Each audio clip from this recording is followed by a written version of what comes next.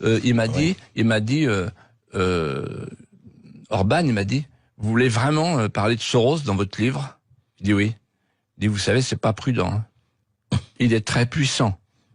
Il est très puissant. Il y a des centaines d'ONG qui travaillent pour la société liquide. C'est-à-dire une société sans les filiations, sans les nations, sans les États.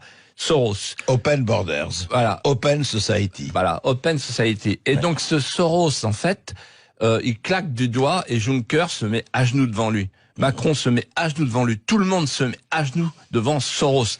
Que les auditeurs retiennent bien ce nom. C'est le nouveau patron. C'est the big boss de l'Europe. Et ce gars-là, c'est quoi? C'est un spéculateur qui se fait prendre pour un bienfaiteur. Vraiment, cet homme me dégoûte. Écoutez, c'est intéressant de parler de Soros. On sait très très bien qu'il a financé des femelles au Black Bloc, enfin beaucoup de monde, ça c'est clair.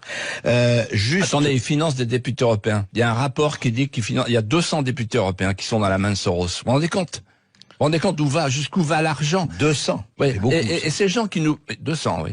Et vous savez, c'est tous ces gens de Bruxelles là, ou qui se couchent devant Bruxelles, devant une espèce de mastodonte informe, cette grande larve, voilà, qui nous commande tous les jours. Tous ces gens, ils sont dans la main de Soros. Oui, moi, un jour, j'ai mené un combat sur les abeilles contre le Gaucho et le Régent. Bon, et puis j'étais tout seul à ce moment-là. Et en face de moi, il y avait un ministre de l'Agriculture de Chirac, un gars de droite qui s'appelait Guémard. Et alors il dit non, faut pas toucher à ça, etc. J'ai pas compris. Et quand je suis arrivé à Bruxelles, on me dit oh là là, on fait le vide sanitaire. Et maintenant j'ai compris depuis quelques jours.